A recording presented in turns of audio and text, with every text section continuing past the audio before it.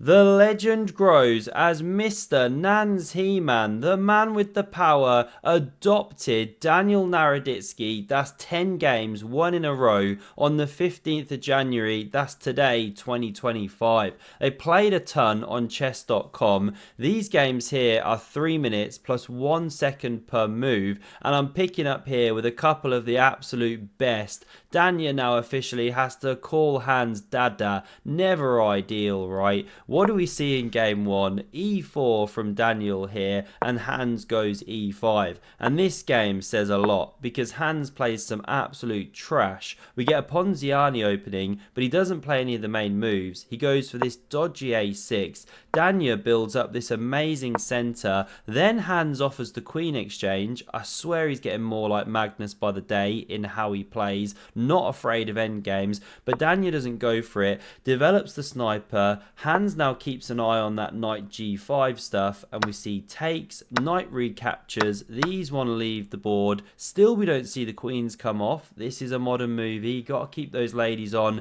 Instead, queen H5 streams out, threatens, not quite mate, but who wants to run this way with the king? Not ideal. So this pawn blocks the way, but there was a double whammy threat, and this one's now very nasty. You know, knight F6 forced basically. Yeah, I think definitely basically, or F6 looks absolutely horrendous. No bishop possibility, or you're in check. So this is the position. Bishop H6, it looks terminal. How does Hans go on to win this after moves like pawn B5? Absolutely atrocious. White is now +3 on the eval bar on the left. That's the equivalent of an entire piece already. What does Danya do? Well, he could play bishop d5, good move, but he starts with bishop g7, hits the rook, and also threatens to win an entire knight because the bishop is pinned, remember. So Hans just randomizes now. He does this very well. He went knight g4, hits the lady there. Danya doesn't Botez gambit, plays the best move,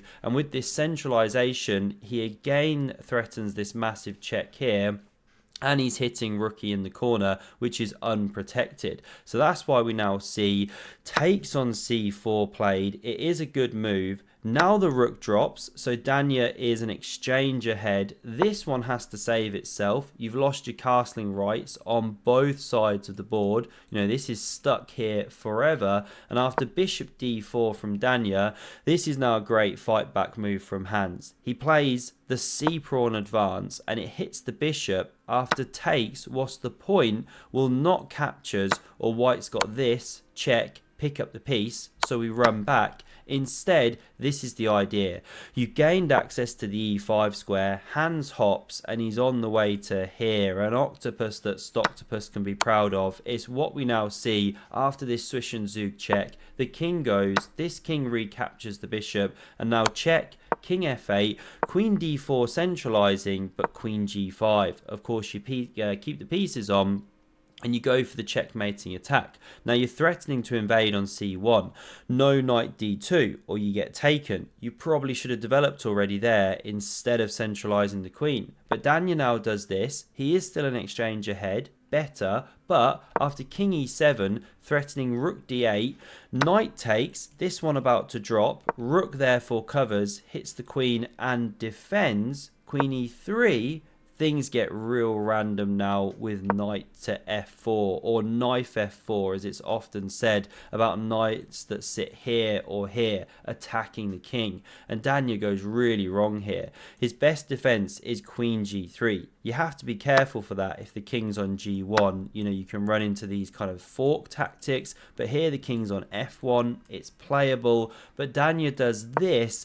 It is really ugly. You can see the bar drop because now you can land this mammoth check. The king is driven into the g1 square, and it's actually in a mating net. You know, process that for a second. You only have to land one check and it's mate. How do we distract this queen? This is what Hans is now playing for. So he starts with queen h5, and it's Swiss cheese on the light squares. We love that kind of cheese, because if you say take this knight, you know, take it how you like with pawn or queen, then the rook slams down. This is the problem. It's why you can't take the knight yet. The pony's immune. You get checkmated. So we run back. After this one, threatening both knight e2 and this, you have to go f3 to block the way. But now there's rook d3. Incredible randomizer from Hans Niemann. And what to do here? Danya goes terribly wrong, sacrifices his mushrooms. His best response is queen a7 check. The rook should actually block back. I didn't analyze what happens if the king runs away, but okay, this is the top line. Queen f2, and apparently now you should go for a counter attack on this because this one's also attacked. Completely different game, but Danya misses the check. Low-ish on time, but not insane. They are getting a second back per move, and he takes the knight here. He gets the question marks of doom, because not only is it a bad move, I mean, yes, normally it's a great move, right? You just want a minor piece, but here, your king is in a mating net, remember? Danya's completely forgotten about, or really didn't realize how he could block this check on c5. Maybe he thought it would be sufficient, you know, blocking with the knight, I don't know. But he probably just missed the check, because now Hans can take the knight simply. And what to do? If you take, well, of course, the queen streams in, and that's a checkmate. If you try and go like this with the king, bang, that's check, and you're hitting the queen. This is the only move, and you get mated. What to do? We run back here. Rook takes played. Before the attack can continue, we see Danya pushing the pawn, but simply check and double check, and therefore mate on the board. Absolutely brutal how Hans turned that around. We jump to one more here because this one's just as incredible. e4 played, another completely random game, really exciting. Some games Hans won cleanly, but these ones are just amazing to watch. So the knights stumble out here. This is now a Sicilian. The pawn kicks on. Hans is playing white this time. Danya centralizes his knight, and keep your eye on this one. Absolute tour de horse. First Hans offers the change of structure, denied. Now it's offered back. Do you want to change my pawns around? Hans says no. He plays knight e4, looking at the weakened square, and now this real weird looking move, pawn f5. Of course, we're all itching to take en croissant, right? That's a move we just love to execute and say in our best French accent, but it wasn't done here. Hans steps back. We get the most incredible pony maneuvering, because now still no takes, and this time it doesn't stay put. Knight b4. That's the third time it's moved. Now we get g3, preparing to tuck the bishop into bed. And what does Danya do? Develop another piece, you know, something normal? No, he plays knight 4 to c6. The fifth knight move in 7 moves, or something like that. Is it fifth? Yeah, or fourth? Fifth one coming up. Bishop g2, knight d4. I mean, is he really a top grandmaster, or a very, very, very naughty boy? Now, I don't love the way Hans plays here. You know, you could castle simply, play around this for a moment, but he instead takes, allows this big pawn to kick this one stumbling backwards. However, it's now weak. But then again, knight c6 and e5 is weak. Potato, potato. We see castles. Excuse me.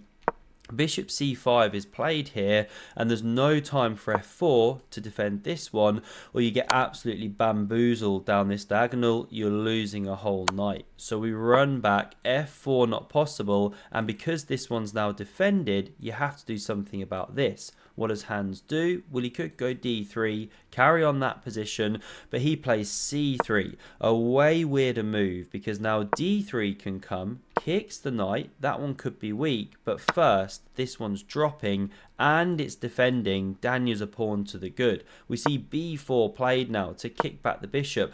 a4, sorry, rook e1, d6, now a4, going to squash that one. So Danya fights back with a5, and now it looks a bit ugly. Takes, but you open some lines. Queen b3, bishop a3 on the way. It gives play, especially when your center is being squashed right now. And what to do about the attack here, because there is a double attack.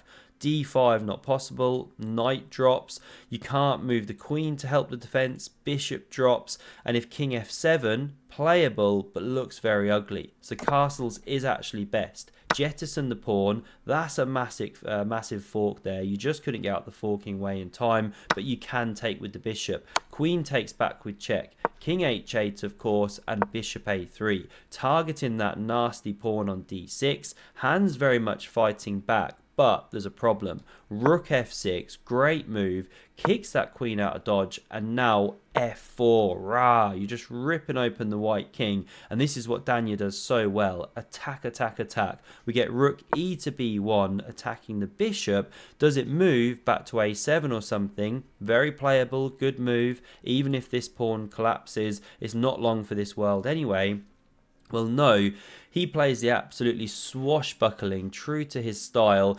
Bishop takes on f2 check. Hans almost falls off his chair because after captures, we get takes with check. The king steps back, desperately running for safety. You know, taking there looks suicidal with the king. And now we get takes again, but not king captures. Again, just trying to stave off the checks for a moment. So king h1 uses this one as an umbrella or a shield. But an umbrella pawn, genuine term in chess, right? Some people didn't believe me one time. I was saying it in the comments. Have a look. They call it an umbrella pawn or different names. But knight g4 and something wicked this way comes. Massive check being landed soon because queen b7 and knight f2 check. It came to a theatre near you, forces the king to capture, and now Danya goes wrong. But this position's really unusual. Despite the massive black attack, there's only actually one winning move here. You know, gives +5 or -5. Everything else is pretty much zeros. The move, well done if you can spot it for black, is a silent killer, rook g5, a kind of collinear move. You don't actually move all the way to the checking square, which is what Danya did in the game. And the key attacking point now is you set up this threat. What would white do in response? Who knows? Queen b8 looks kind of natural, just trying to get these queens off. If takes, then you're probably getting branked, it looks like, right? But amazingly, the king can now get driven to here. I mean, watch this, check. This is what this one supported, because when the king steps back, now you've got knight h3 check, and there's a pin because of this one. If you step back this way, it's suicidal. You get mated in a couple, you know, something like this, I think is the line. So we come back here, you run this way, of course, to, f1, there we go. And eventually the king actually gets driven all the way over to the b file, if you can believe that. Bang, queen drops off the board. Just a sample line, but it shows the killer power of the rook on g5, the silent threat. So what do we see in the game though? Instead, rook h5 check. The king steps back, but now white out of nowhere is actually holding on to things. You know, bishop covers, supported by the queen, past running a pawn here. So rook f8 was desperately played by Danya, opening up the queen, but now queen b8, and it's forcing things off the board. Because yes, queen f6 comes, that's the attacking move Danya goes for, but how about this for a great move, playing on Danya's clock as well. Queen takes on f8 check. In fact, scrap what I said about the clock, it's just the best move, because after rook f1, pin and win baby, that one's about to drop. This one therefore played, we get the a pawn running like Forrest Gump. These lines are crazy, Danya trying to bring the queen in, but after a6 he just completely capitulates. The only drawing line is crazy to find, queen h4. This is how it goes, this is one sample.